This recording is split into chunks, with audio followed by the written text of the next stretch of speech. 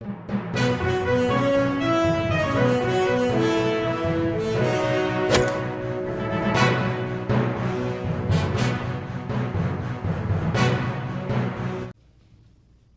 باللہ من الشیطان اللعین الرجیم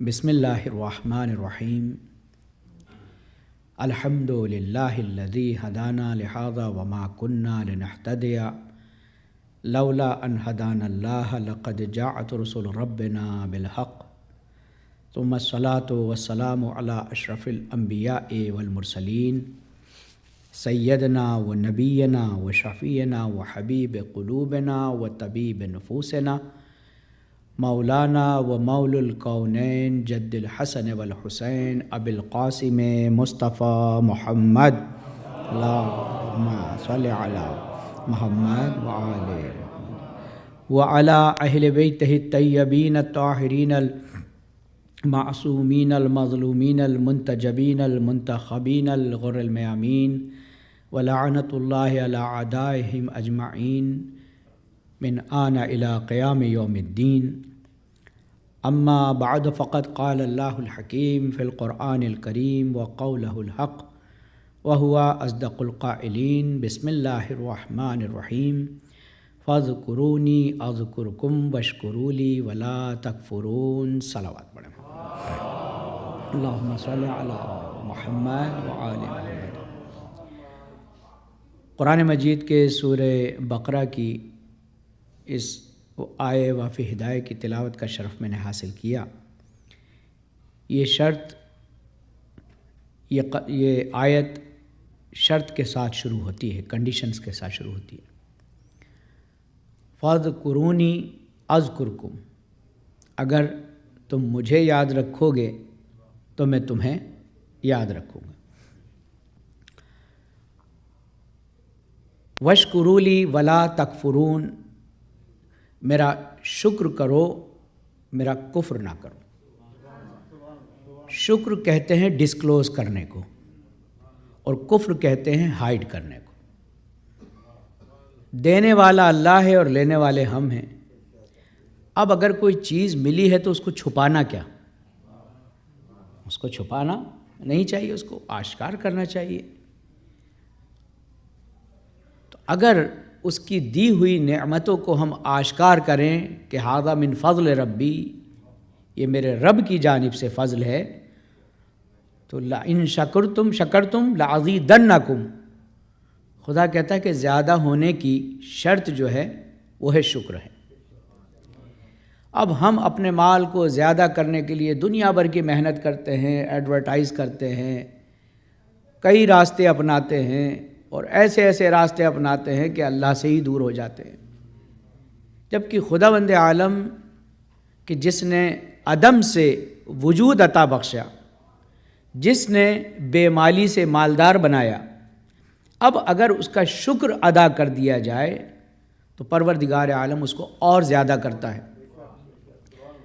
فاذکرونی اذکرکم، ہم چاہتے ہیں کہ لوگ ہمارا ذکر کریں، لیکن ہم ان کے لیے اپنا وقت برباد کرتے ہیں کہ جن کی زبان خود بہت جلدی بند ہو جانے والی ہے۔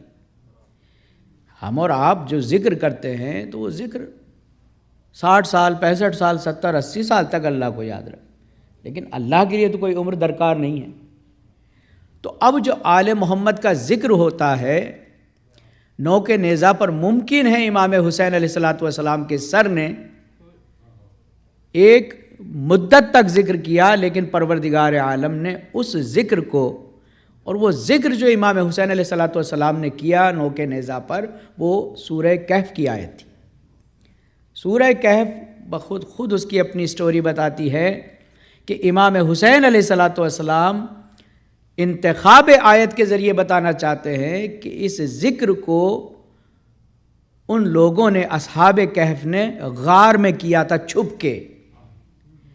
تو امام بتانا چاہتے ہیں کہ جس نے چھپ کر غار میں ذکر کیا، خدا نے اس کو نہیں بھلایا، تو ہم تو سرے دار اس کا ذکر کر رہے ہیں، ہم تو سرے دار اس کا ذکر کر رہے ہیں، تو وہ ہمارے ذکر کو کیسے مٹا دے گا؟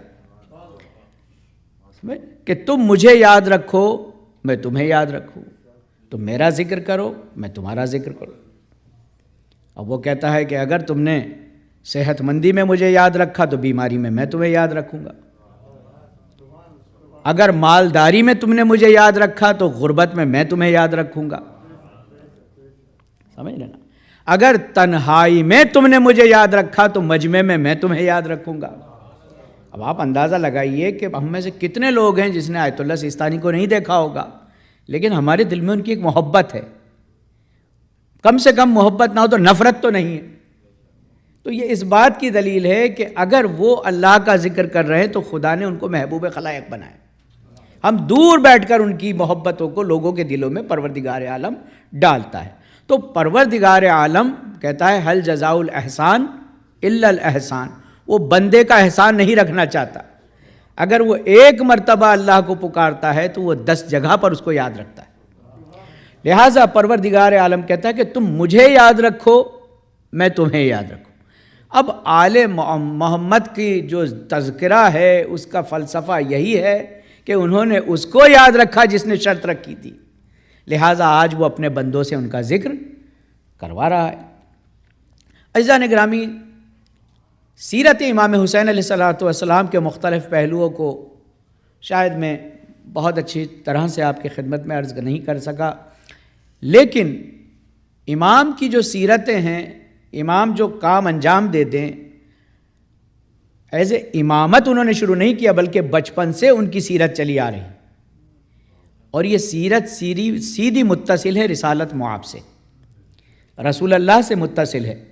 کیونکہ جب رسالت معاب نے نسبت دی حضرت علی علیہ السلام کو، یا علی انت بمنزلت ہارون من موسیٰ انہ لا نبی بعدی، اے علی تمہاری نسبت مجھ سے وہی ہے جو ہارون کو موسیٰ سے تھی، فرق اتنا ہے کہ ان کے بعد وہ نبی تھے لیکن میرے بعد کوئی نبی نہیں آنے والا ہے۔ آپ کو کہتے ہیں نا خاتم النبین، لوگ سمجھتے ہیں کہ نبی ختم ہو گئے، ختم نبوت، بہرحال اصل میں عربی میں خاتم کہتے ہیں انگوٹھی کو، اور انگوٹھی میں لوگ اپنی اسٹیمپ بنواتے تھے، اس زمانے میں مہر بنواتے تھے، وہ مہر لگائی جاتی تھی تو اتنی استعمال ہوئی کہ وہ انگوٹھی مہر کے معنی میں بھی اللہ نے بھی قرآن میں کہا ختم اللہ علی قلوبہم وعلی ابصارہم، ہم نے ان کے دلوں پر، ان کی آنکھوں پر، نظروں پر مہر لگا دی۔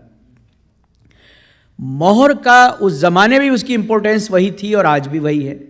جب آپ ایک ڈاکومنٹ تیار کرتے ہیں تو آخری مرحلہ کیا ہوتا ہے؟ اسٹیمپ کا ہوتا ہے۔ اسٹیمپ کے معنی یہ ہوتے ہیں کہ اب نہ اس تحریر میں سے کوئی چیز ہٹائی جا سکتی ہے اور نہ اس کے بعد کوئی چیز بڑھائی جا سکتی۔ اگر کہاں پر کاٹ پیٹ ہوتی ہے تو اس کو انیشل کرنا پڑتا ہے۔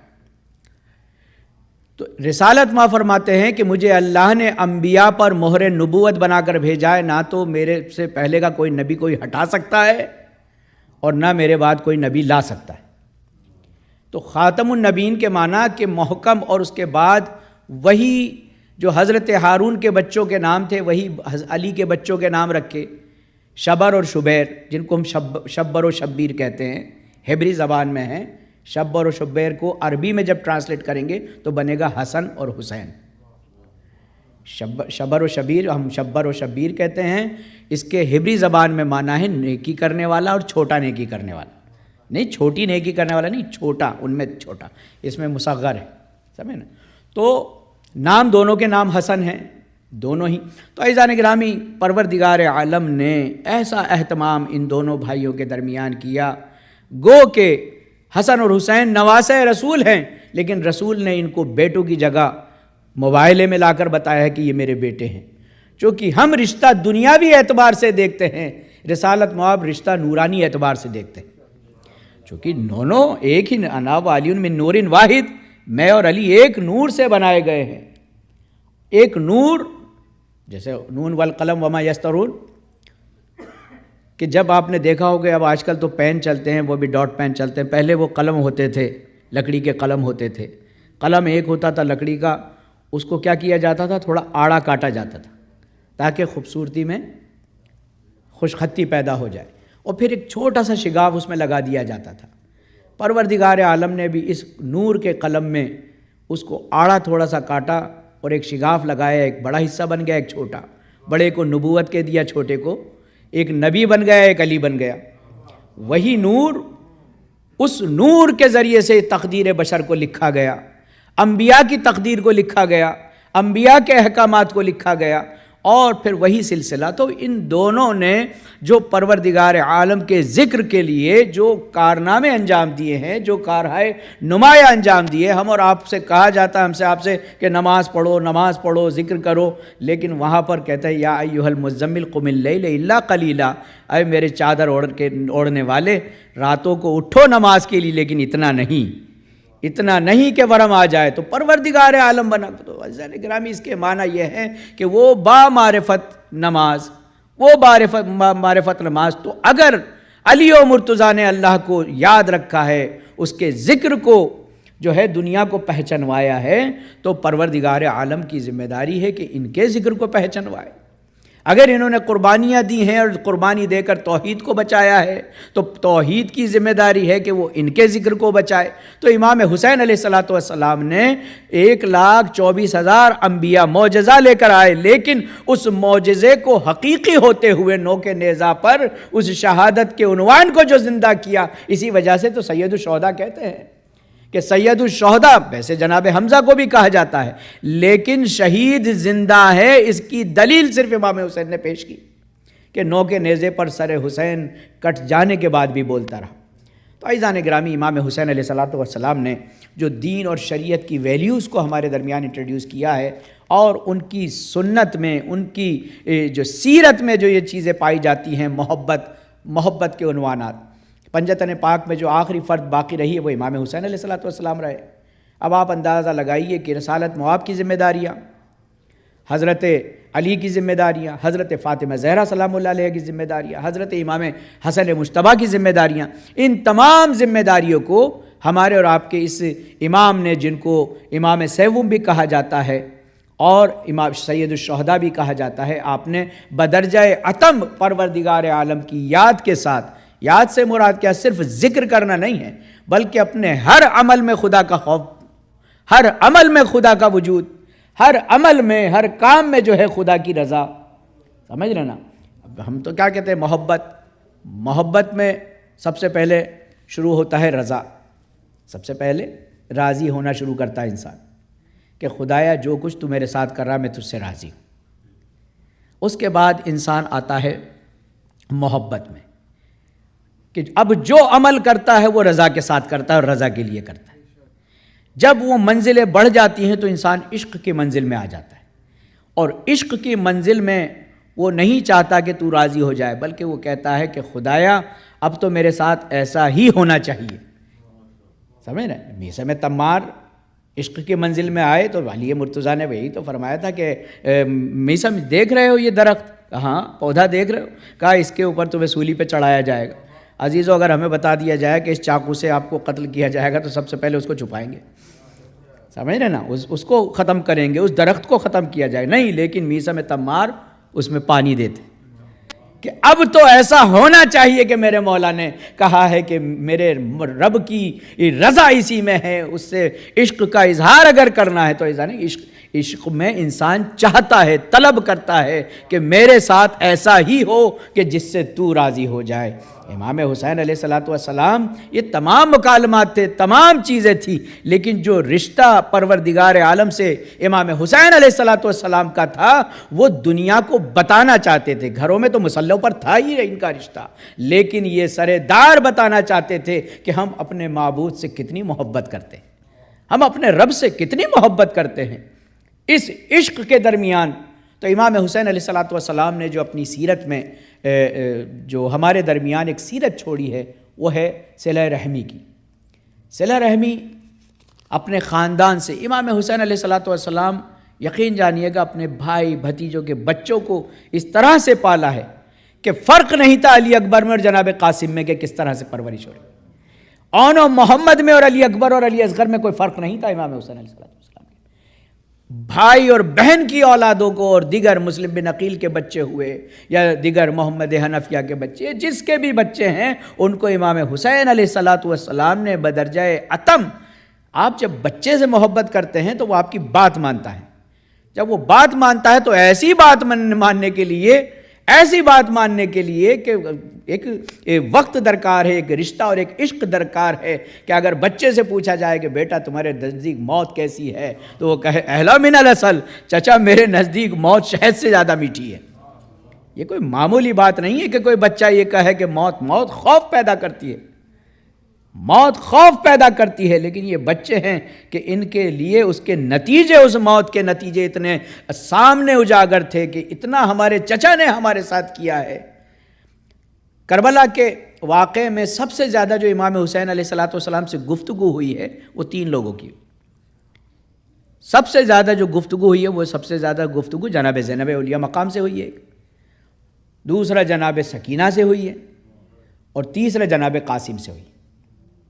اگر امام حسین علیہ السلام کے معرکہ کربلا میں وقت دوران کربلا اگر 800 ٹاکس ہوئی ہیں تو اس 800 ٹاکس میں سے 300 مرتبہ جناب زینب سے مکالمہ ہوا ہے، اور اس کے علاوہ جو ہے جناب قاسم اور جناب سکینہ سب سے زیادہ سوال کرنے والے یہ دونوں بچے تھے، دونوں بچے، اور ان کے جواب امام حسین علیہ السلام نے دی۔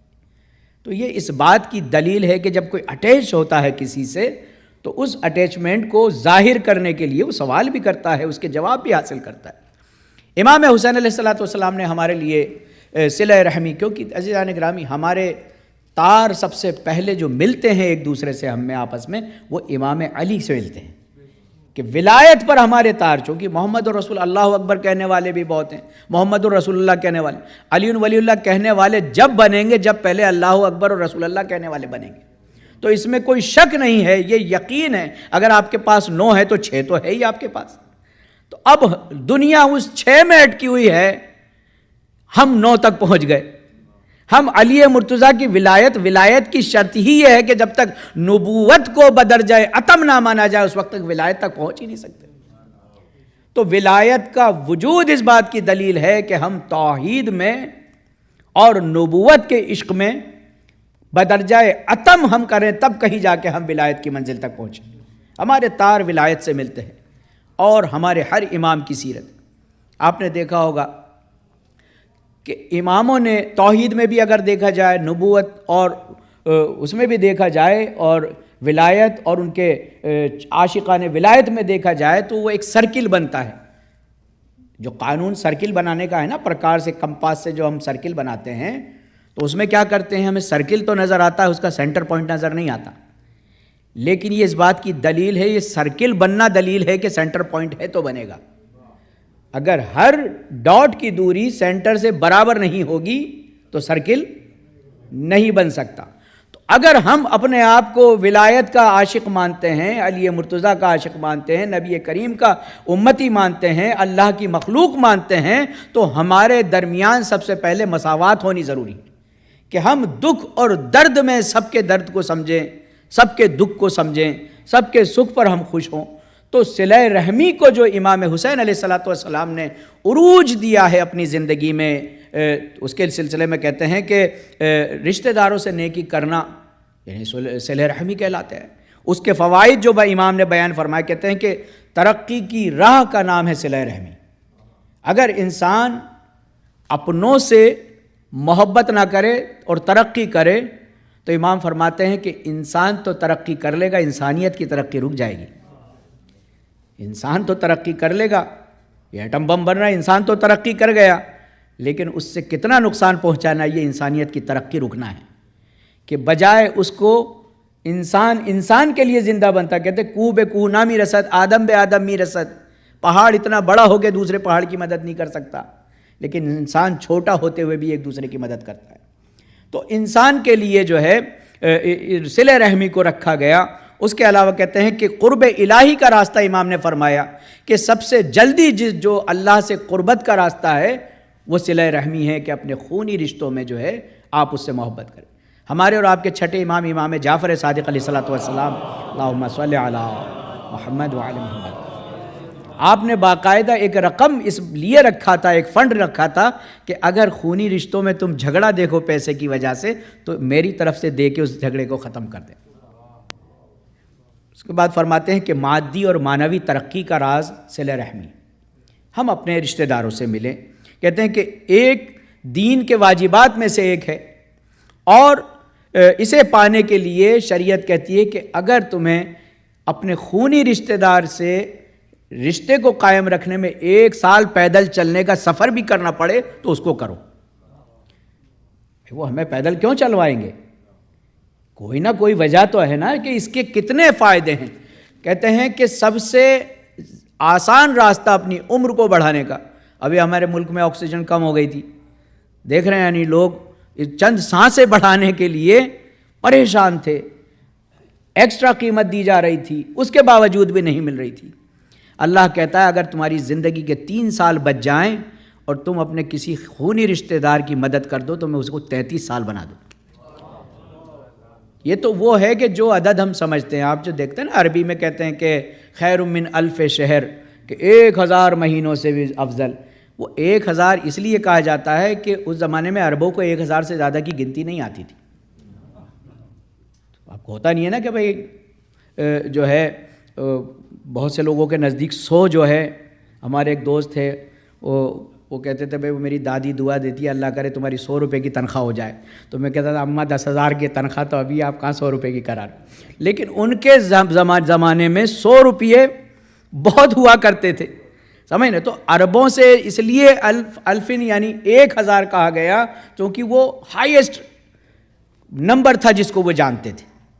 اور اب بھی اگر دیکھا جائے تو آپ کو 2 پھر 1000 کہنا پڑتا ہے، پھر 3 پھر 1000 کہنا پڑتا ہے، یعنی 1000 کا جو ہے معنی یہ نہیں کہ اللہ کے نزدیک جو ہے وہ آپ کو 1000 راتوں کا ہی ثواب دے رہا، 1000 مہینوں کا ثواب نہیں، یہ یعنی انسان جو ہے اس کو ظاہر کرنے کے لیے کچھ نہ کچھ کہنا پڑے گا۔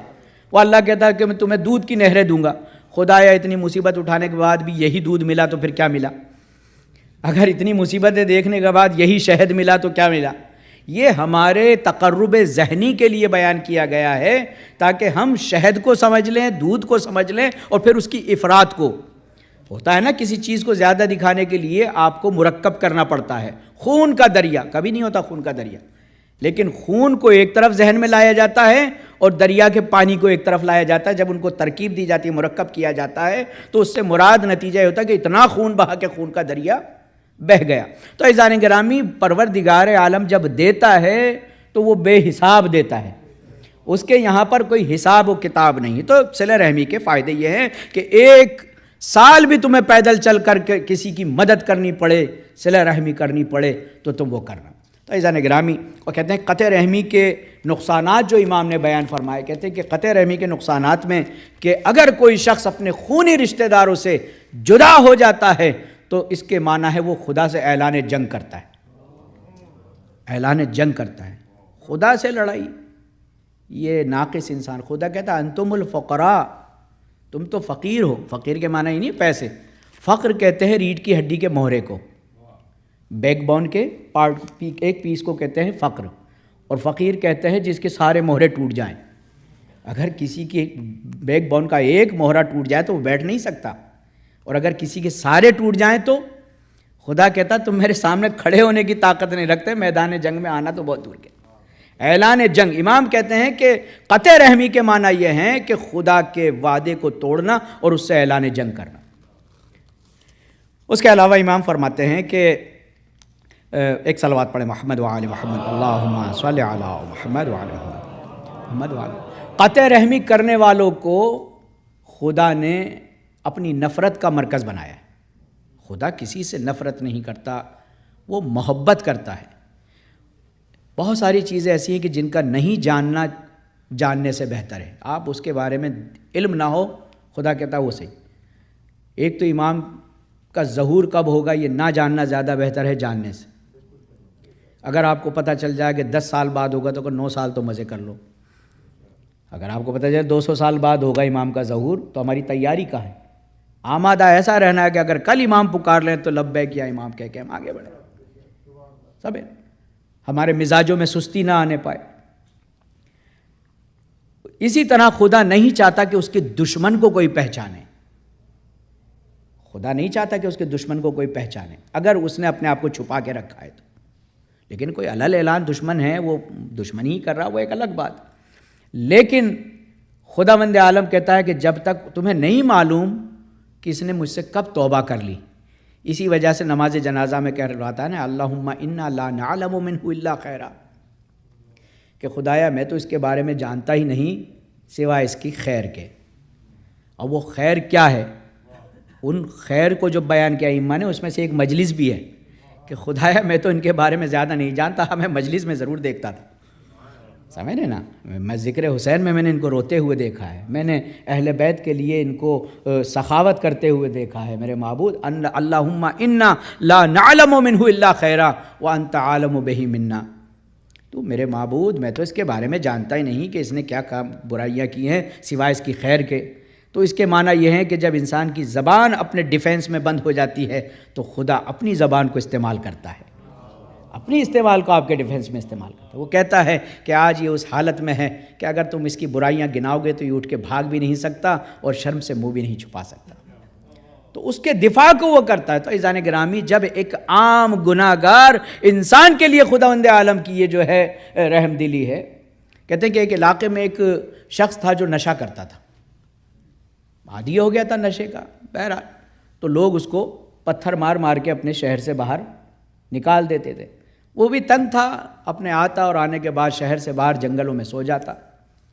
راوی نے لکھا ہے کہ ایک مرتبہ میں مچھلی پکڑ رہا تھا، میں نے کیا دیکھا کہ ایک بچھو آیا اور آ کے نہر کے کنارے رک گیا.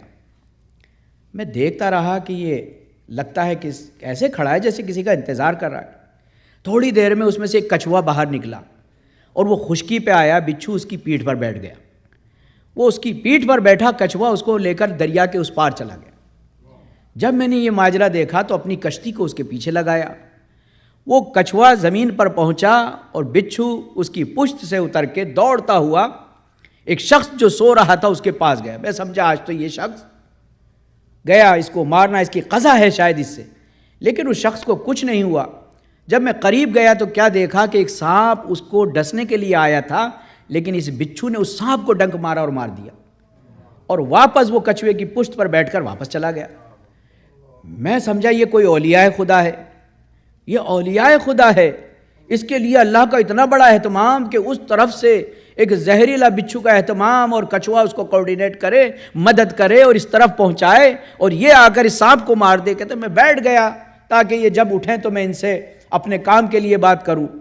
جب وہ سونے سے جب ان کی آنکھ کھلی، اس شخص کی آنکھ کھلی تو ان کے قدموں میں گر گیا. اے اولیاء خدا، آپ کہاں کے رہنے والے ہیں؟ آپ کون ہیں؟ اس نے کہا بھائی میں کہاں اولیاء خدا، میں تو بڑا گناہ گار انسان ہوں، مجھے تم کہاں اولیاء خدا کہہ رہے ہو؟ کہا کہ یہ دیکھو اس طرح سے تمہیں یہ سانپ مارنے آیا تھا اور میں نے اپنی آنکھوں سے دیکھا کہ ایک بچھو کے ذریعے خدا نے تمہیں بچایا ہے. تو یہ اولیاء خدا کے سوا ایسا کوئی اہتمام نہیں ہو سکتا. اس نے جب سانپ کو مرا ہوا دیکھا اور اس کی حکایت کو سنا تو زار و قطار رونے لگا. کہتا ہے میرے معبود، جب مستوں کے ساتھ تیرا ایسا سلوک ہے تو دوستوں کے ساتھ کیسا ہوگا؟ دوستوں کے ساتھ تیرا سلوک کیسا ہوگا؟ میں تجھ سے معافی مانگتا ہوں کہ آج کے بعد میں گناہ نہیں کروں گا. تو پروردگار عالم کہتا ہے کہ میرے دشمنوں کو تم نہ پہچانو اگر وہ چھپا ہوا ہے، میرے نہ پہچانو تو زیادہ ہے. تو قطع رحمی میں پروردگار عالم جو ہے اس کے سلسلے میں کہتے ہیں کہ خدا کی نفرت کا مرکز بننا بہت دیر میں بنتا ہے، لیکن قطع رحمی انسان کو خدا کہتا ہے کہ میں نے یہ 1,00,000 انبیاء کا بازار اس لیے سجایا تاکہ تم جو ہے آپس میں محبت کرو، کم سے کم خونی رشتوں سے، کم سے کم خونی رشتوں سے. اس کے علاوہ کہتے ہیں کہ فشار قبر کا جو ایک سبب ہے وہ بھی قطع رحمی ہے، کہ اگر انسان قطع رحمی کرے، کہتے ہیں کہ اس کو شریعت نے گناہ کبیرہ کا بھی جو ہے نام دیا ہے. گناہ کبیرہ ہمارے اور آپ کے 7ویں امام موسیٰ کاظم علیہ السلام نے اللہم صلی علی محمد وعلی محمد گناہان کبیرہ کی فہرست کو 29 بتایا کہ 29 گناہ ایسے ہیں کہ جو گناہان کبیرہ ہیں جس کے عوض میں سیدھا جہنم ہے. ان 29 میں سے آؤٹ آف 29 میں سے 19 گناہان کبیرہ زبان سے ہوتے ہیں. اب آپ اندازہ لگائیے کہ صرف زبان سے 29 میں سے 19 گناہ ہوتے ہیں. بیٹھے بیٹھے چونکہ زبان ایسی چیز ہے، الم نجعل لہ عینین ولسانا وشفتین، خدا کہتا ہے کہ میں نے تمہیں دیکھنے کو 2 آنکھیں دی اور زبان کو ہونٹوں میں بند کر دیا، ہونٹوں میں بند کر کے دیا. کیوں؟ کیونکہ جب یہ باہر نکلتی ہے تو یہ اپنا کام دکھاتی، یہ ویرانے کو آبادی میں بدل دے اور آبادی کو ویران بنا دے. سمجھے نا، زبان کے دو کام ہیں نا، ایک تو یہ بتاتی ہے کہ یہ چیز جو بنی ہے، پکا ہے کھانا، یہ کس ٹیسٹ کا ہے، اور دوسرا یہ بتاتی کہ اندر سے یہ حضرت انسان کیسے ہیں. یہ باہر کی رپورٹ اندر اور اندر کی رپورٹ کو باہر دیتی ہے، یہی بتاتی ہے کہ انسان کیسا ہے.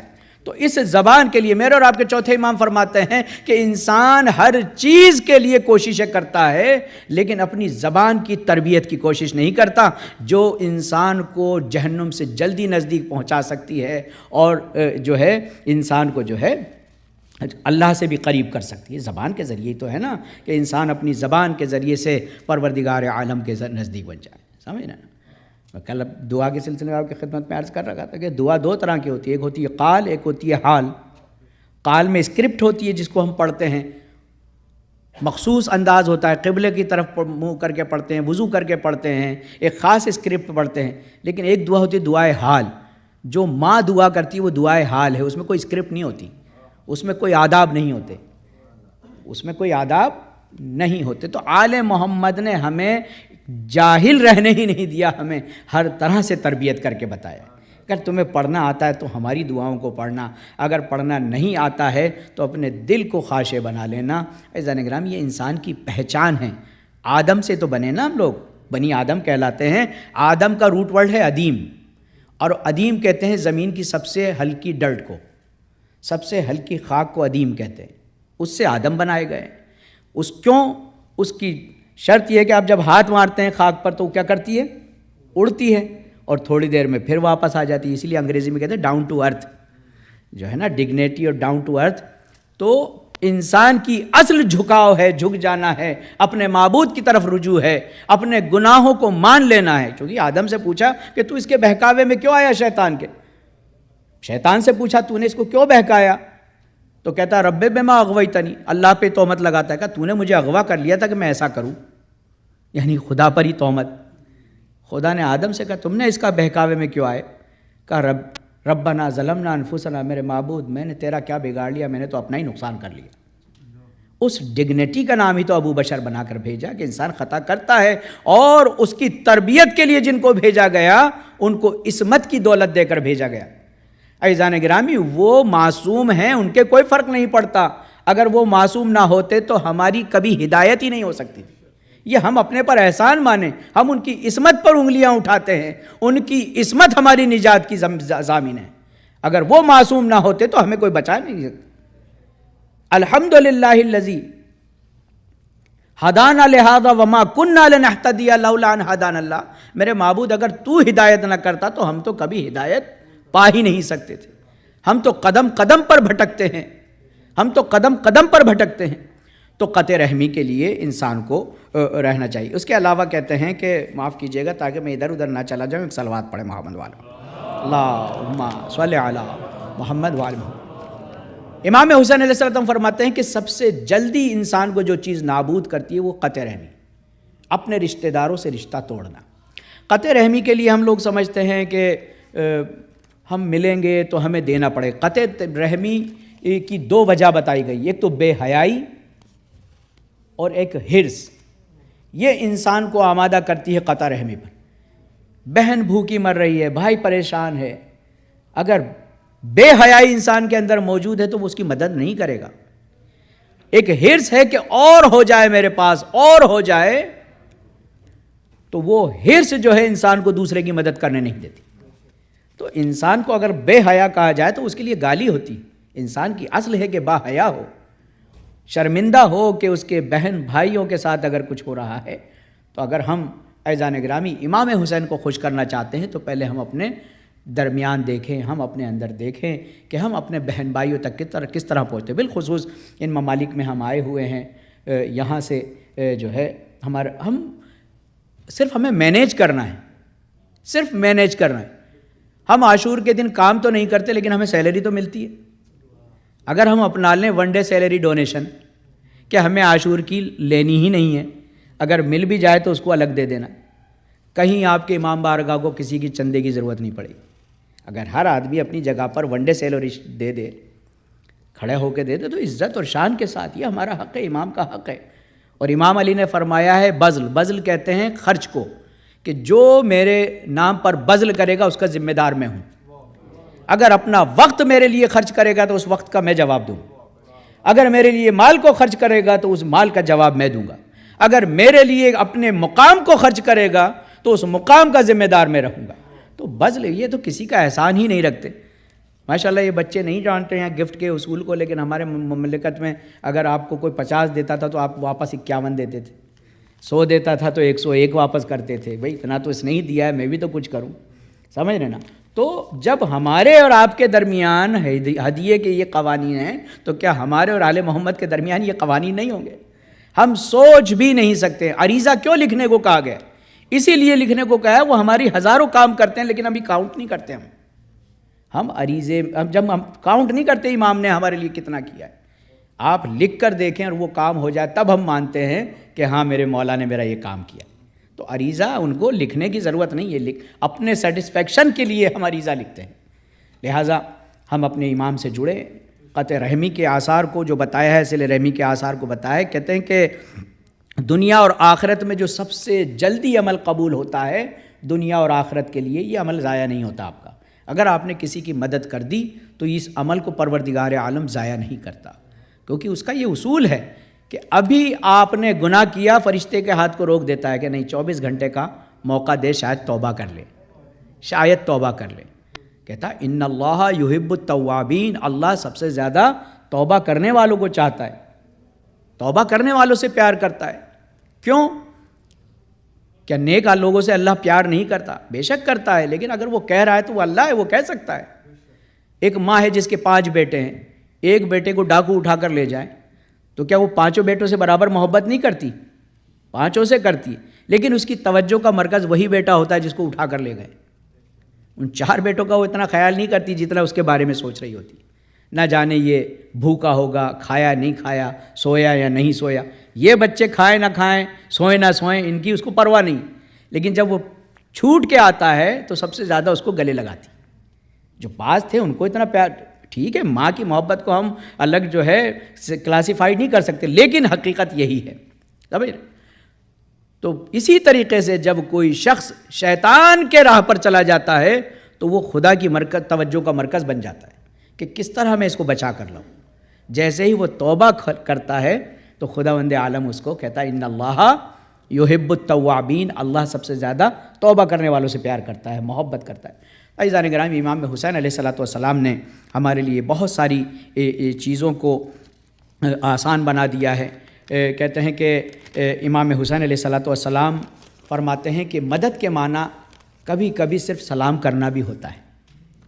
اگر آپ کسی اپنے غریب رشتہ دار کو محفل میں سلام کر لو، آپ کا کچھ نہیں بگڑے گا، لیکن اس کی عزت بڑھ جائے گی۔ اگر کسی نے آپ کو سلام کر لیا اور آپ نے خوبصورتی کے ساتھ جواب دے دیا تو یہ اس کی بہت بڑی مدد ہوگی۔ کیا ملتا ہے؟ پیسے سے، مال سے مدد کر سکتے ہیں، کسی سے سفارش لگا کر مدد کر سکتے ہیں، کسی وقت میں اس کی حمایت کر کے مدد کر سکتے ہیں، حمایت مالی۔ تو آل محمد کی سیرت ہمارے لیے سراپا جو ہے وہ سیرت رسول ہے، کیونکہ انہوں نے کبھی کوئی کام انجام نہیں دیا سوائے اس کے کہ جو رسول نے کام انجام دیا۔ ہر چیز پر رسول اللہ کے سند ہے، کیونکہ یہ وہی کرتے ہیں، رسول وہی کرتے ہیں جو وہی کرتی ہے، وہی کہتے ہیں بولتے ہیں جو وہی بولتی ہے، اور آل محمد بھی وہی کرتے ہیں۔ کہتے ہیں نا کہ ذکر حیدر کی ضمانت تو خدا نے لی ہے، ذکر حیدر کی ضمانت تو خدا نے لی ہے، مدعی لاکھ برا چاہے تو کیا ہوتا ہے، یہ محمد کا گھرانہ ہے، یہاں ہر لمحہ وہی ہوتا ہے جو منظور خدا ہوتا ہے۔ صلوات پڑھے محمد و آل محمد، اللہم صلی علی محمد و آل محمد۔ امام حسین علیہ السلام کا کوئی ثانی نہیں تھا صلہ رحمی میں۔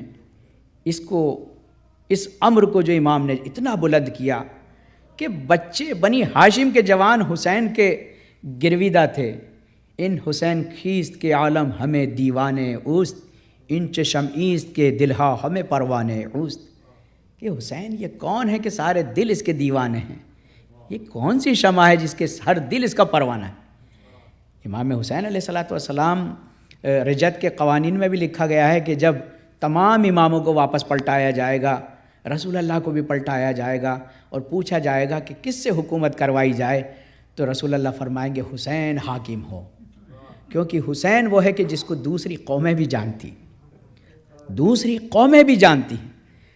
عزیزان گرامی، ہم اور آپ انصاف نہیں کر سکتے کہ امام حسین علیہ الصلوۃ والسلام کے رشتے اور ان کی محبتیں کہاں کہاں تک، جتنی زبانوں میں ہم نہیں جانتے ہیں ان کا ذکر ہوتا ہے ہر طرح سے۔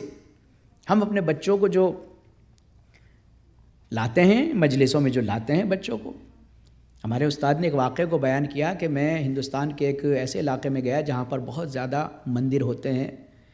میں وہاں سے گزر رہا تھا کہ میں نے کیا دیکھا کہ کوئی عربی میں امام حسین کا مرثیہ پڑھ رہا ہے، بہت زیادہ رو رہا ہے اور مرثیہ پڑھ رہا ہے بلند آواز میں۔ میں اس آواز کے قریب ہوتا ہوا چلا، جب میں پہنچا تو وہ ایک بہت بڑے پنڈت کا مکان تھا، بہت بڑے گرو کا مکان تھا۔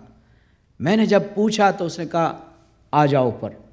جب میں گیا تو میں نے کیا دیکھا کہ ایک سادھو بیٹھا ہوا امام حسین کا عربی میں مرثیہ پڑھ رہا ہے۔ میں نے اس سے پوچھا کہ بھائی تمہیں یہ پکی عربی یہاں کیسے آتی ہے، جو عراق کے اصل عراقی جو بولتے ہیں؟ اس نے کہا مجھے نہیں معلوم، بچپن میں میرے ماں باپ سے میں بچھڑ گیا تھا، میں کون ہوں کہاں کا ہوں، لیکن ہاں مجھے اتنا معلوم ہے کہ میری ماں کچھ دنوں کے لیے میری انگلی پکڑ کے کہیں لے جاتی تھی جہاں یہ پڑھا جاتا تھا، جہاں یہ پڑھا جاتا تھا۔ بس میں اتنا ہی جانتا ہوں، جب بھی میرا دل گھبراتا ہے تو میں یہ میری زبان سے نہ جانے یہ میری میموری میں کہاں رہ گیا ہے۔ تو عزیزان گرامی، عزاداری حسین کا بہت بڑا مقام ہے۔ ان بچوں کو انگلی پکڑ کے ہم یہاں تک لے آئیں، اس کے بعد بطول ذمہ دار ہیں، ان کی سیدہ مرضیہ ان کی ذمہ دار ہیں کہ ان کو کہاں پہنچانا ہے۔ یہ ہماری ذمہ داری بنتی ہے کہ ہم تمام چیزوں سے ہٹ کر، تمام چیزوں کو ایک طرف کرتے ہوئے، امام حسین علیہ الصلوۃ والسلام نے ہمارے لیے سیرت کو قائم کیا۔ اپنے بھائی سے محبت، امام حسن مجتبیٰ وہ امام کے جس کے سلسلے میں کہا جاتا ہے کہ آپ کا جو ہے سراپا پیغمبر ختمی مرتبت کی شبیہ تھے، آپ کی رفتار، آپ کی گفتار، سب تمام چیزیں رسول اللہ سے ملتی تھی۔ جب بھی بابا یاد آتے تھے تو فاطمہ حسن کو گلے لگا لیتی تھی، حسین کو گلے لگا لیتی، کیونکہ حسن اور حسین میں دونوں کی شباہت کو دریافت کرتی تھی۔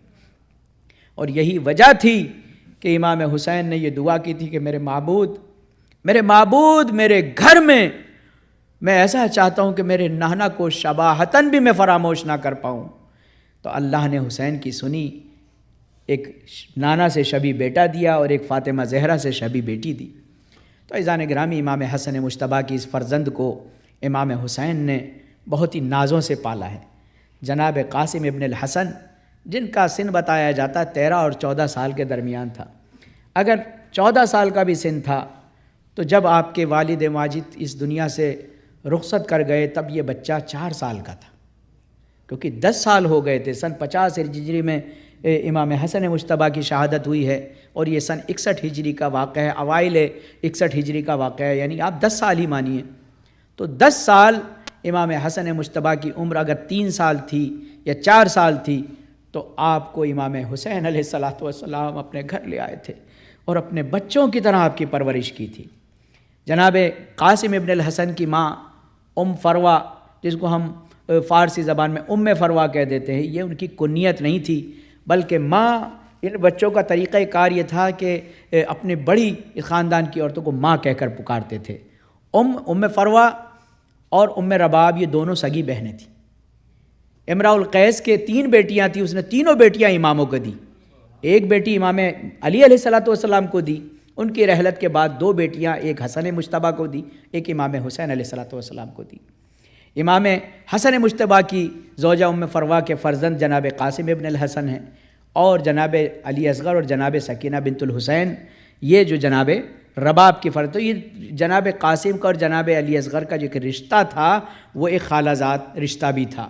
عزیزان گرامی، آپ اندازہ لگائیے کہ امام نے اس بچے کی اتنی خوبصورت آواز تھی کہ لوگ چلتے ہوئے رک جاتے تھے جب امام حسن مجتبیٰ کا یہ فرزند تلاوت قرآن مجید کرتا تھا، لوگ گھنٹوں ان کو نہیں چھوڑتے تھے۔ عزیزان گرامی، یہ بنی ہاشم کے درمیان خوبصورت بچوں میں اس کا شمار کیا جاتا تھا، اور امام حسن مجتبیٰ کو جب کبھی بھی اپنے بھائی کی یاد آتی تھی تو اس بچے کو اپنی آغوش میں لے کر گھنٹوں روتے تھے۔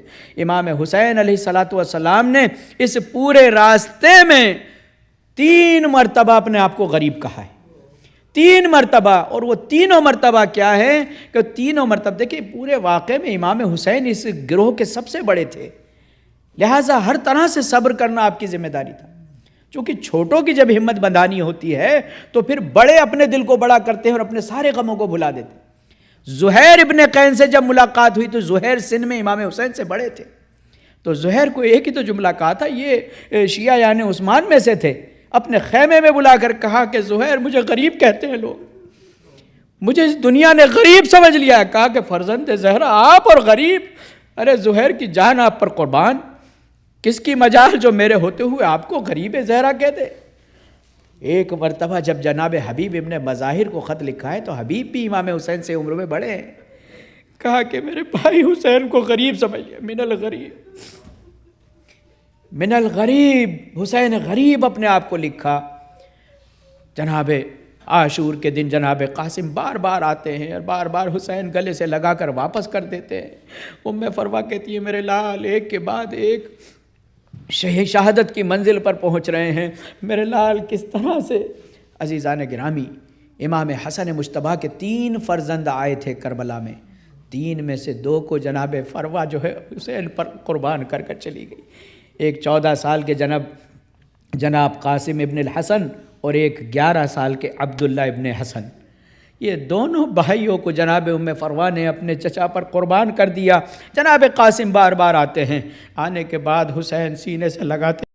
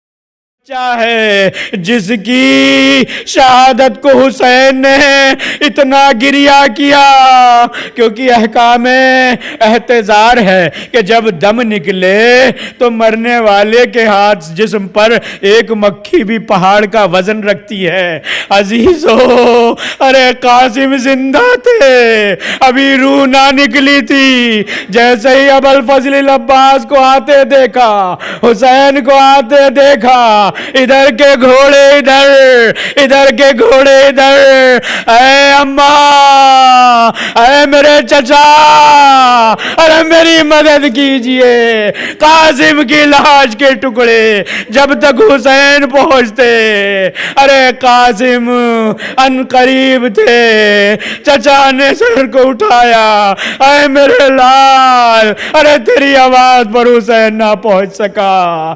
عباس نے آغوش میں لیا، قاسم کا جنازہ خیمے میں آیا، ام فروا پکاری، اے میرے لال، تو نے مجھے سرخرو کر دیا۔ واہ قاسمہ، واہ قاسمہ کی آواز بلند، ماتم حسین۔